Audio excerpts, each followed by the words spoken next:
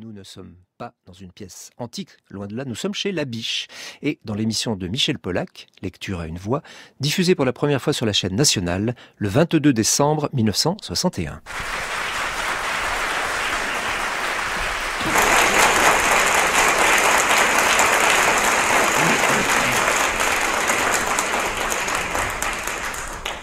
Les suites d'un premier lit.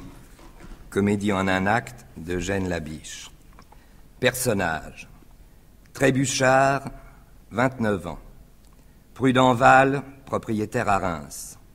Piquoiseau, capitaine d'infanterie. Blanche, fille de Trébuchard, 48 ans.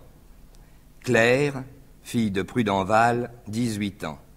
Ragufine, bonne chez Trébuchard. Le décor, un salon, au fond à gauche, une porte, fenêtre ouvrant sur un balcon et donnant sur la rue. Deux autres portes latérales, une cavaliqueur sur un petit guéridon, gauche, chaise, fauteuil. Ragufine, seule en scène, est en train de balayer la terrasse du balcon au fond. Là! Bien, bon, allez. Encore, comme les autres jours. 1, 2, 3, 4, 5, 8, 10, 14 bouts de cigares sur la terrasse. Eh ben, il se gêne guère, le voisin du second. Trébuchard sortant de sa chambre à gauche. Bah, qui en as-tu? Qu'est-ce qu'il y a, Ragufine? Monsieur, il y a 14 bouts depuis ce matin. 14? Hier, ce n'était que 13? Ça augmente. Ah ça, mais ce Chinois-là prend-il mon balcon pour un plancher de tabagie? Je vais lui parler, moi.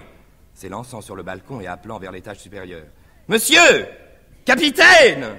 Capitaine! Voix de Piquoiseau. Eh ben, quoi? Qu'est-ce que vous voulez? Monsieur, vous êtes militaire et je respecte beaucoup l'armée. Et je vous prie de ne pas jeter vos bouts de cigares sur ma terrasse. Pourquoi ça? Comment pourquoi ça? Il est charmant. Parce que c'est malpropre. Ça m'incommode. Flanquez-les dans la rue. Non, ça pourrait tomber sur des militaires. Alors, il faut que je les reçoive, moi? Ah ben, je vous trouve joli. Vous n'êtes pas le seul. Un autre bout de ses cigares s'écrase sur la... Aïe, encore un, ça fait 15. Oh, alors.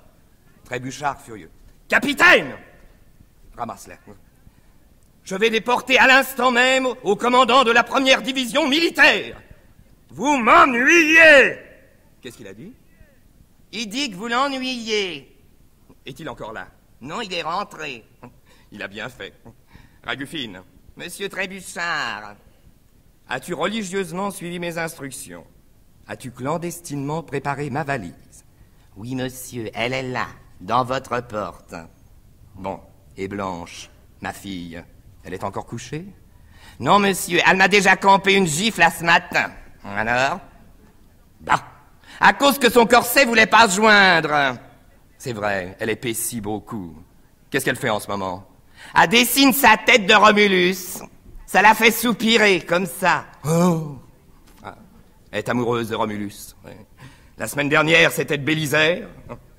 Faut-il l'avertir que monsieur va partir pour Reims? Non pas, Sapredier. Je lui écrirai de là-bas. Ça m'épargnera les embêtements, les adieux. Mais vous ne l'emmenez donc pas? Non. Et vous allez nous laisser toute seule? Elle va me taper. J'en suis sûr, elle va me taper. Défends-toi. Sans compter que mademoiselle est peureuse quand vous n'êtes pas là. Oh, je peux pourtant pas la mettre dans mon gousset, une fille de 48 ans. Je reste bien tout seul, moi, j'en ai que 29, moi, son père. Oh, la voici. Voici mademoiselle. Trébuchard à part, tant pis, tant pis. Bonjour, papa. Papa. Bonjour, mademoiselle. Mademoiselle. Est-ce que vous êtes fâchée contre moi? Mais non, ma fille, ma chère enfant, non. Comme c'est agréable. À la bonne heure, embrassez-moi. C'est que je voulais vous demander... Quoi? La permission de sortir. Oh. Voilà tout, mais allez, sortez tant que vous voudrez. Allez, allez. Comment? Vous ne me demandez même pas où je vais? Mais je m'en fiche, moi. Non, enfin, Et où allez-vous, mademoiselle, s'il vous plaît? au marché aux fleurs. Chercher des tulipes pour mes vases. Ah, très bien. Allez chercher des tulipes. Tirant sa montre. Je vous donne 5 heures. Vous ne m'accompagnez pas? Impossible, une affaire de la plus haute importance. J'attends mon tailleur. Et c'est pour ça? Je comprends, je vous importune. Je vous suis à charge. Mais non, je ne dis pas cela. Mais si je vous aime, vous avez un moyen bien simple de vous débarrasser de moi. Ouais, lequel? C'est de me marier. Ah oui, comme c'est facile. Allez donc offrir ça. Après ça, je peux pas lui dire, bien sûr. Je peux pas lui dire. Eh bien, plus tard, nous verrons, nous chercherons. Égoïste! Moi, je vois votre calcul. Vous voulez me garder. Moi? Oh, sapristi. Bon, allez chercher des tulipes. Allez, Ragufine vous escortera. Une bonne? Vous me confiez à des mains mercenaires? Mais il n'y a pas de danger. Oh, si. Les hommes sont si téméraires. Oui, allez, prenez votre châle, votre chapeau. Mais papa, je le veux. Elle me fera manquer le chemin de fer. Blanche mettant son châle et son chapeau. J'obéis. C'est mon devoir. Brusquement à Ragufine. Marchez, lourdaude! Elle la gifle. Oh! Oui, mademoiselle. Adieu, papa. Adieu. Vous ne m'embrassez même pas? Oh, au fait, il l'embrasse. Crénon. Blanche sort. Trébuchard seul. Eh ben, vous avez vu l'objet, hein? Voilà. Qu'est-ce que vous en dites? Ça, votre fille. Oui, monsieur. J'ai 5 minutes, permettez-moi de vous raconter cette lamentable histoire. Je suis né de parents riches, mais crasseux. J'ai étudié à Paris la médecine et le carambolage depuis 5 ans. On ne sait pas ce que coûtent ces 2 sciences jumelles. Un beau matin, je résolus pour la première fois de ma vie de faire ma caisse. Opération solennelle qui me présenta tout d'abord un passif de 9 832 francs 75 centimes. Quant à l'actif, je le néglige. 2 pipes de terre, un cahier de papier à cigarette et pas de tabac. J'allais me recoucher, on frappe 3 petits coups à la porte. Entrez. C'était la veuve Arthur. Limonadière très mûre que je payais depuis 6 trimestres en œillades électriques, dont elle me rendait la monnaie. Fichue monnaie. Monsieur Trébuchard, me dit-elle avec une palpitation que j'attribuais d'abord à mes 115 marches. Monsieur Trébuchard, je viens d'acheter toutes vos créances. Ah, c'est une excellente opération. Depuis longtemps, vous avez porté le trouble dans mon cœur, et je viens vous offrir ma main. Christ. Certainement, mère Arthur, ce serait avec plaisir, mais je ne me marie pas, je suis chevalier de Malte. Alors, je me vois dans la nécessité, me répondit-elle, de vous mettre à Clichy. Comment? Ma main ou Clichy? Me voilà donc à Clichy. Avec mes 2 pipes de terre, mon papier à cigarette et toujours pas de tabac. Le premier mois se passa assez bien, j'apprivoisais des araignées, je composais des quatrains féroces contre la veuve Arthur. Le second mois, l'absence prolongée de toute espèce de tabac me fit faire des réflexions. Après tout, me disais-je, cette femme-là n'est pas si mal. Elle est grande, elle est brune, elle est sèche, en lui défendant de se décolleter. Alors je pris la plume et je lui écrivis ce billet fade. Mon ange, je ne peux pas vivre plus longtemps sans tabac. Mon amour est à son comble, dépêchez-vous. 8 jours après, nous étions mariés. 2 ans après, ma femme remonta vers les cieux. Enfin, du moins, je me plais à le croire. Je respirais fortement. J'étais libre. Ah, oui. Ma défunte m'avait légué une grande diablesse de fille d'un premier lit, qui a 19 ans de plus que moi, qui m'appelle papa devant les dames, et qui grogne du matin au soir pour que je la promène. Me voyez-vous sur le boulevard avec cette machine-là à mon bras, enfin? Impossible de l'en dépêtrer, c'est un boulet. Hein. Un boulet de 48. Elle a 48 ans, juste. Je voulus la marier à un de mes amis. Il m'a flanqué un coup d'épée. Il était dans son droit, je l'avais offensé. Enfin, si sa maturité ne nuisait qu'à son établissement. Mais elle m'a déjà fait craquer 7 mariages. Dès qu'on me voit, il n'y a qu'un cri. Oh, il est très bien, ce jeune homme. Oh, de belles dents, de l'esprit et des cheveux. Je présente ma fille et patatras. L'exhibition de ce produit de 1804 fait tout manquer.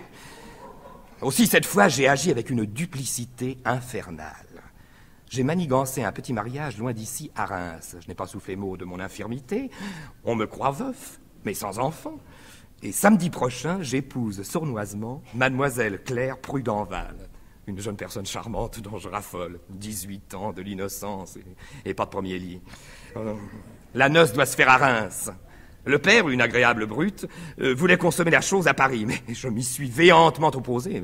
Ma satanée moutarde serait encore venue se mettre en travers, tandis qu'une fois mariée, je lui envoie une lettre de faire-part et je la prie de me laisser tranquille. Elle a la fortune de sa mère. Alors, regardant sa montre, bigre, je vais manquer le chemin de fer, vite, ma valise. Il remonte vers le fond. Voix de Prudenval. Merci, Partier. Merci, nous y voilà. Trébuchard. Cette voix de Mirliton. Il court, regarde au fond et revient effrayé. Sapristi, ce sont eux. Ma future et son père. J'étais sûr que ce vieux maniaque me jouerait quelques tours. Sapristi. Bonjour, Trébuchard. Bonjour. Et le voilà lui-même. Bonjour, mon gendre. C'est moi et ma fille. Mon père, mademoiselle, heureusement que l'autre est sorti. Je voudrais bien poser mes paquets. Nous arrivons de Reims. Oui, ben j'y partais. Alors partons. Ah, maintenant, puisque nous voilà. Je voudrais bien poser mes paquets. Claire, vous ne nous attendiez pas. Ah, ça, j'avoue que... On dirait que vous êtes fâché, hein? Fâché, oh non, mais enfin, nous étions convenus. Ah ben, effectivement, mais voilà la chose. Ma fille, conte la chose à ton futur. Non, vous... Non, et Blanche qui va rentrer. Vous savez bien que je suis malade. Ma foi, non. Ah, mais si, je vous l'ai dit lors de vos 3 voyages à Reims. Oui, c'est possible, ça. Enfin, tant mieux, quoi. Comment? Tant mieux. Ah non, tant pis. Figurez-vous que quand je mange, et même quand je ne mange pas, je sens là, hein, et puis là, et dites-moi quoi, hein? Je n'en sais absolument rien. Ma fille non plus, ni mon médecin non plus, ni moi non plus. Oui, alors ma fille m'a dit, Claire, hein, il faut aller à Paris pour consulter. N'ai-je pas bien fait? Mais comment donc? Vous n'avez que de bonnes idées. Petite bête, va. Nous ferons d'une pierre 2 coups. Je consulterai et nous célébrerons la noce à Paris. Hein? Ce sera charmant. Oui, ce sera charmant. Vous devrez bien poser mes paquets. C'est facile. Je vais vous conduire à l'hôtel des 3 Pintades. Les 3 Pintades? Mais du tout, non, nous logeons chez vous. Chez moi? Non, mais pourtant, si cela vous gêne... Non, me gêner, mais mademoiselle, j'allais vous en prier. Ça va bien, et cette grande cathédrale qui va rentrer. À propos, mon gendre, j'ai à vous gronder. Vous êtes un sournois. Moi? Oh, oui, alors... Non, nous avons pris nos renseignements. Pourquoi nous avoir caché que vous aviez une fille dans votre première hyménée? Hein? Trébuchard, Blanc, ça y est. Oui, oh, mais ça, c'est un détail, je l'avais oublié. Non, mais il n'y a pas de mal à ça. Ça ne sera pas un obstacle. Certainement pas. Tiens, ils prennent bien la chose. Ma fille et moi, nous adorons les enfants. Où est la petite? La petite, eh ben... Oh, elle dort. Est-elle sevrée? Oh, un peu, on est en train de... Alors, combien de dents? 1804. Non, enfin, je me trompe. Moi, je me disais aussi, 1804 dents à cet âge-là. Je veux l'embrasser dès qu'elle sera réveillée. Oui, mais certainement. Je lui ai brodé un petit bonnet avec une ruche. Oh, comment vous avez eu la bonté de... Il n'entrera pas. Et moi, de mon côté... Oh, vous avez aussi brodé quelque chose? Non, non, je lui ai rapporté un petit bonhomme de pain d'épices de Reims. Oh, que c'est aimable. Du pain d'épices à cette grande chadraque. Nous jouerons ensemble. Je lui apprendrai à envoyer des baisers. Ce sera ma poupée. Trébuchard à part. Christy, je boirais bien un verre de kirsch. Alors, je voudrais pourtant bien poser mes paquets, moi. Bon, ben, venez par ici. Voici votre appartement. À Claire, en la débarrassant de son ombrelle et de son chapeau. Mademoiselle, permettez-moi de vous conduire. Prudenval, seul, cherchant à ramasser ses paquets. Je vais être grand-papa. Tout de suite. Pauvre petite. Je la ferai sauter sur mes genoux. J'adore les enfants. Jusqu'à 6 ans, après c'est insupportable. Entre par le fond Blanche. À la bonne. Mais doucement donc, Godiche. Mais craignez point, craignez point. Oh. Ah, une dame. Bon. Un monsieur. Tic-tac-tac. Prudenval. Madame demande monsieur Trébuchard. À qui ai-je l'honneur? Ah, non, ce n'est pas moi, madame. Je suis Prudenval, de Reims. Plaît-il? Quoi, donnez-vous la peine de vous asseoir, je vais l'appeler. Trébuchard! Trébuchard! Ragufine, portez ces fleurs dans ma chambre, voulez-vous? Sa chambre. Elle est de la maison. Trébuchard! C'est sa mère, sans doute. Il y a le nez. Il y a le nez. C'est la mère. L'autre, c'est la nourrice. Trébuchard. Vous m'appelez Blanche. Patatras. J'ai apporté 3 pots de réséda. Bah, tant mieux, parce que le réséda, c'est... Oh, mon Dieu, c'est elle nommée. Elle est très bien, madame, votre mère. Ma mère. Ah, mais j'ai deviné tout de suite. J'ai été guidé par le nez. Ah oui. Rentrez, Blanche, rentrez. Quel est ce monsieur? Un ami intime, mon tailleur. Psst, présentez-moi. Hein? Moi, mais à qui? À madame, votre mère. Ah oui. Monsieur, les boutons de son dernier gilet... Hein? Non, rien, non. Alors, présentez-moi. Oui, mon Dieu, quel cauchemar. Ma chère Blanche, je te présente monsieur Prudenval de Reims. Allez, rentrez, Blanche, rentrez. Enchanté, madame. Madame? J'ai apporté des joujoux pour la petite.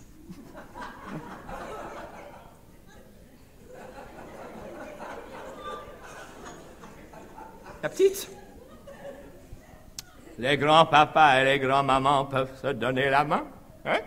Il tend la main à Blanche, Trébuchard la lui serre. Quoi? Non, c'est une maxime. Non, madame, peut-on vous offrir une prise? Monsieur! Non, mais rentrez donc, Blanche, rentrez donc. Enfin, quel mystère. Monsieur? Madame, hein?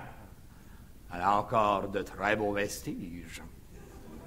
Trébuchard, oh, que j'ai chaud, mon Dieu, que j'ai chaud. Eh, vous ne m'aviez pas parlé non plus de madame votre mère? Vous croyez ou un détail? Non, elle est très bien. Joue-t-elle le whist? Oh, comme un Turc. Oh, charmante femme. Ah ça, mon cher, je vous laisse. Je vais faire ma barbe pour aller consulter une lumière de la faculté sur ma singulière affection. Hein?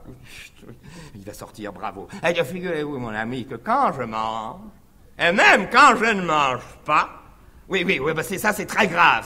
Oui, ça m'inquiète beaucoup. C'est par là, oui, tout au fond. Allez, mes respects à madame votre mère. Ce soir, nous ferons un whist. Et je lui parlerai de ma maladie. Ah oui, oui, c'est ça, ce sera charmant. Allez, par le front. Un whist, que le diable l'emporte. Mais ça peut pas durer longtemps comme ça. Ils vont me redemander à voir la petite. Et quand je leur présenterai une nourrissonne de 48e année, voilà encore mon mariage flambé. Ça fait 8. Mais enfin, que faire? Si je pouvais la marier à un voyageur, à un courrier de la malle de l'Inde, je dirais, eh ben oui, c'est vrai, j'ai une fille, une vieille fille, mais elle se promène dans l'Hindoustan, c'est un cheveu blanc qui court le monde. Je ne l'ai plus, je me suis épilé. On n'aurait rien à répondre à ça, malheureusement, je ne connais pas le courrier de la malle, moi. Oh, sapristi, sapristi. À ce moment, une pipe tombe sur la terrasse et se brise.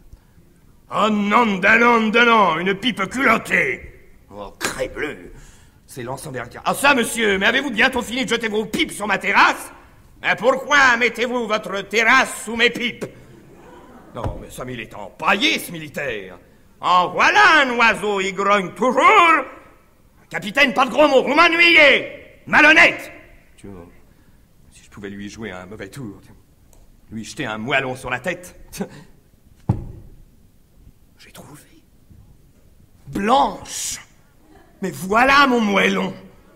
S'élançant sur la terrasse. Capitaine! Capitaine! Quoi? Capitaine, voulez-vous me faire le plaisir de descendre? Est-ce pour un coup de sabre? Mais non, j'ai à vous faire une communication de la plus haute importance.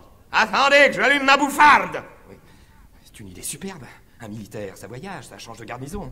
On les envoie en Afrique et même plus loin. J'ai trouvé mon courrier, moi. Piquoiseau paraissant à la porte du fond avec sa pipe. Pantalon blanc, capote sans bouton d'uniforme, ni épaulettes. De quoi s'agit-il? Entrez donc, capitaine. Capitaine, croyez que je suis désolé de la petite altercation. On les accepte. Après. Il n'a pas l'air commode à entamer.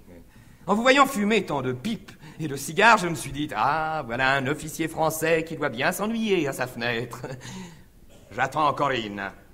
Ou l'Italie. Non, une piqueuse de boutonnière de bretelles. Satané capitaine. Mais comme père, je dois l'ignorer. Serviteur, il remonte. Un instant. À quoi encore? Je voulais vous demander, êtes-vous marié? Non. Très bien. Votre régiment est-il pour longtemps à Paris? Nous partons dans 15 jours pour Oran. Qu'est-ce que ça vous fait? Quelle chance. Capitaine, peut-on vous offrir une chope de bière? Non, la bière, ça m'empâte. Je me suis mis au rhum. Mais justement, j'en ai. Vrai Jamaïque. Ah, mais il est très caressant, ce petit. À votre santé. Et aux dames. C'est étonnant comme votre physionomie me plaît. Votre rhum aussi. Dites donc, j'ai envie de vous marier, vous. Moi? Cornichon. Ça ne mord pas. Une demoiselle charmante qui dessine. Je m'en fiche. Qui tape du piano. Je m'en fiche. 100 000 francs de dot. Je m'en... Christy. 100 000 francs. Ah, ça... Est-ce que vous avez envie de faire poser l'armée française ou... Ah non, parole d'honneur, comment je pourrais épouser 100 000 francs, moi? Eh, peut-être. Martin, je lâche Corinne. Non, vous ne tenez pas, je pense, à une extrême beauté. Dame. Non, vous ne tenez pas, je pense, à une extrême jeunesse. Ah, je vois ce que c'est. Vous voulez me faire épouser un laidron, hein? Ah non, un profil grec, antique, spirituel, et puis 100 000 francs, quoi, hein? Crèble. Voyons la petite. Oui, ben, ce n'est pas précisément une petite. Elle est grande, tant mieux. J'aime les femmes de haute futaie. Corinne a 6 pouces. Chut. Comme père, je dois l'ignorer. Ah, ça dit non. Vous me proposez 100 000 francs à une jeune fille? Non, une demoiselle, ne confondons pas. Précisément. Il n'y a pas de gabegie là-dessous. Non, capitaine. Très bien. Du moment que c'est garanti, je vais la chercher. Éteignez votre pipe. Pourquoi ça? Vous comprenez, une première entrevue. Ah, c'est juste. Corinne la tolère, elle, la pipe. Non, chut. Ne parlons pas de Corinne. Comme père, je dois l'ignorer. Suffit. On sera roué. Trébuchard entre dans la chambre de Blanche. Piquoiseau seul.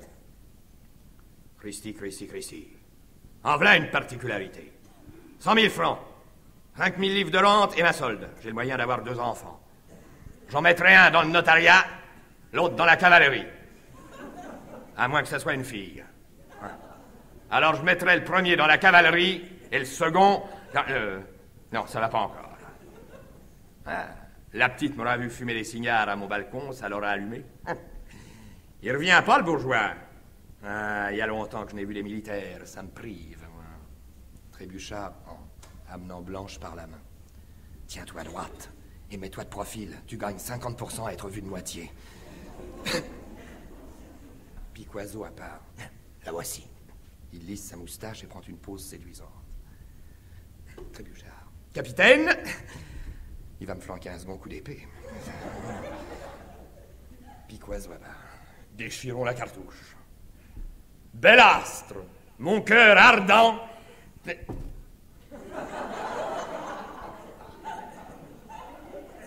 C'est ça? Ah, crénon. Ah, crénon. Oh là là là là. Mais remettez-vous.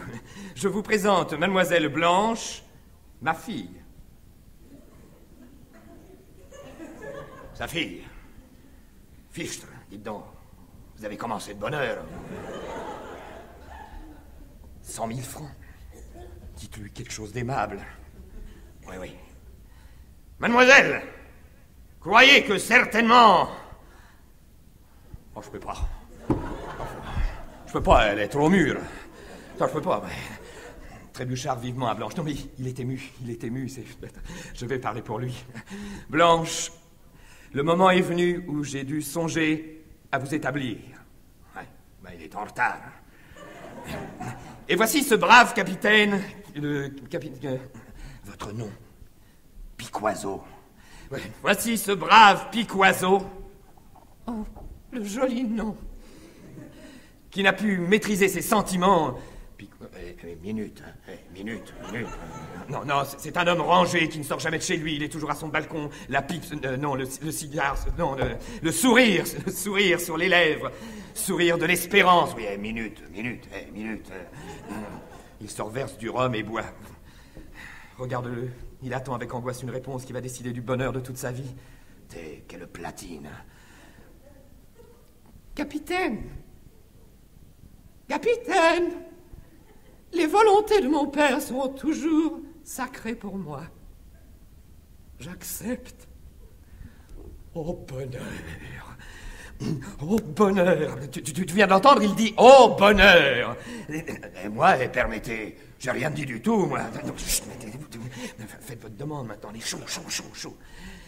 Voilà, c'est que... C'est... Oh, fichtre, crénon de crénon. Dites franchement, quel âge a-t-elle? 100 000 francs. Oui, ma solde crée-bleu. Adieu, allez. Allons, bel astre. Certainement, le respect vénérable et les charmes, si majeurs, font que j'ai l'honneur.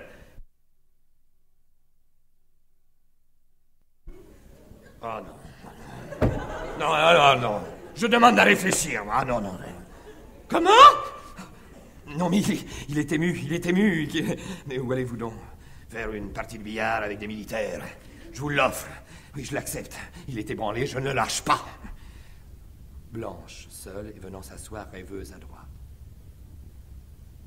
Il est bien, ce capitaine. L'air distingué. Une barbiche. Toute la tête de mon Romulus. Prudenval sort de sa chambre avec Claire. Il tient des jouets d'enfants et un grand bonhomme de pain d'épices. Claire tient à la main un petit bonnet d'enfant. Viens, la petite doit être réveillée. Nous allons lui offrir notre cadeau. J'ai mon petit bonnet. Blanche à part. Encore ce monsieur? Oh, c'est la bonne maman, ma petite Claire. Hein? Elle est très forte au whist. Je vais te la présenter. Madame! Monsieur? Quelle rage a-t-il de m'appeler madame? Peut-on vous offrir une prise? Merci. Voici ma fille. Ah, mademoiselle. Ma fille, Claire Prud'Enval de Reims. La future. Plaît-il? La future. La future de qui? Eh bien, de monsieur, votre fils. Je n'ai pas de fils, monsieur. Claire et Prud'Enval. Comment? Comment? Je suis demoiselle. Ah ben, je vous demande pardon, nous vous avons prise pour la grand-mère. La grand-mère? Ben, excusez, une erreur bien naturelle. Malhonnête. Dites-moi, madame, la marmotte est-elle réveillée? Quelle marmotte? Elle comprend rien, cette femme-là. Hein? Elle comprend rien du tout. C'est quelque chose. La fille de Trébuchard, mon gendre. Sa fille? Mais c'est moi, monsieur. Ah! Par exemple. Comment la marmotte, c'est vous? Ah, diable. Ah, bigre. Ah, sapristi. Oh, c'est trop fort. Mais moi qui vous ai apporté un petit pain d'épices, il mord dedans. Et ma fille qui vous avait brodé. Quoi? Claire mettant vivement le petit bonnet dans sa poche. Rien. Ah, c'est bizarre, vous paraissez plus vieille que... Non, enfin, moins jeune que monsieur votre père. Oh, de très peu, vous savez. Enfin, de si peu que ce soit, c'est toujours bien extraordinaire.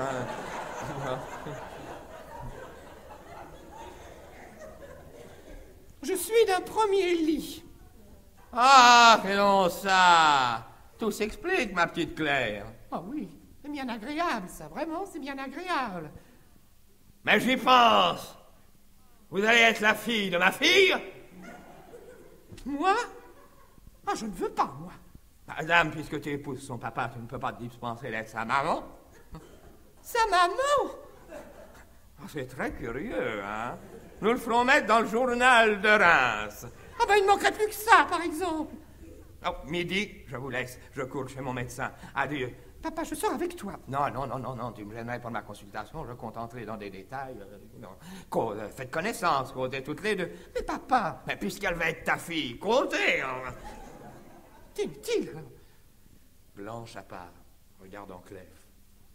Est-ce que papa m'aurait donné une marâtre?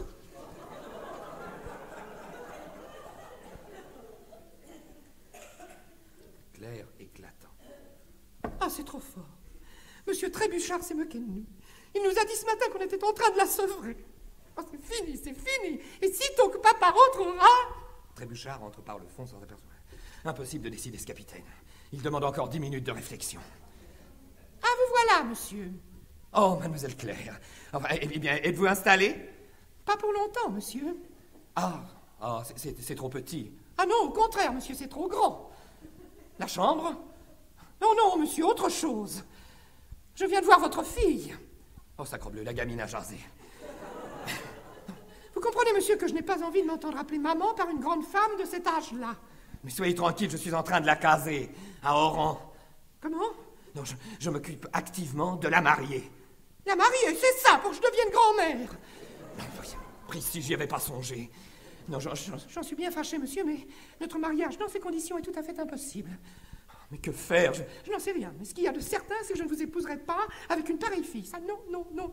Enfin, je ne peux pourtant pas la supprimer. Ah, ça ne me regarde pas. Je vais me retourner à Reims. Enfin, mademoiselle, je vous en prie. Non, monsieur, non, jamais. Elle entre vivement dans sa chambre. Jamais. Me voilà bien. Ah, je comprends le sacrifice d'Iphigénie en Tauride. Ah, ça vient. Nous n'y sommes pas ici. Nous n'y sommes pas.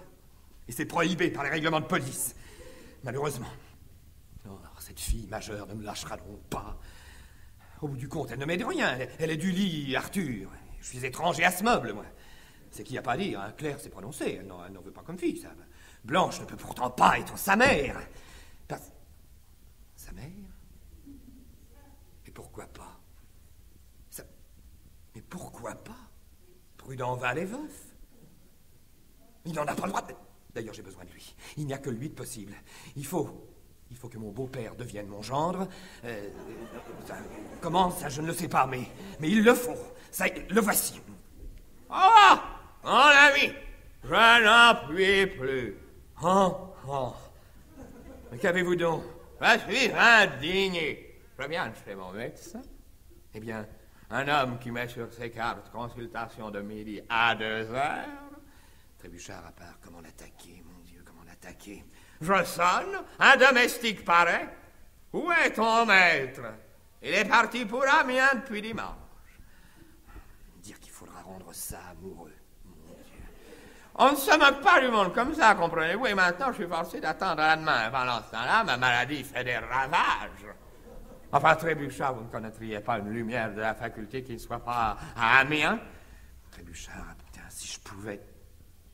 Oh, je vous offrirais bien mes faibles talents, mais la confiance ne se commande pas. Là. Comment? Vous savez la médecine? Non, il me demande si je sais la médecine. Je l'ai creusé 9 ans. 9 ans, je l'ai creusé. J'ai failli être sudentiste, d'ailleurs. C'est vrai? Mais vous me l'aviez dit à l'époque de vos 3 voyages à Reims? Non, je m'occupe surtout des maladies vagues. Ah, bah, précisément, ma maladie est extrêmement vague. Figurez-vous que quand je mange, et même quand je ne mange pas, oui, ça c'est très vague, c'est très vague. Voyons le pouls. Voilà, il tire la langue. Oui, qu'est-ce que c'est que ça? À Reims, on commence toujours par là. Ah oui.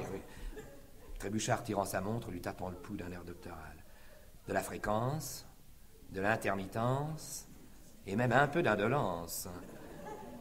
Oh, ça problème. À quel âge vous êtes-vous marié?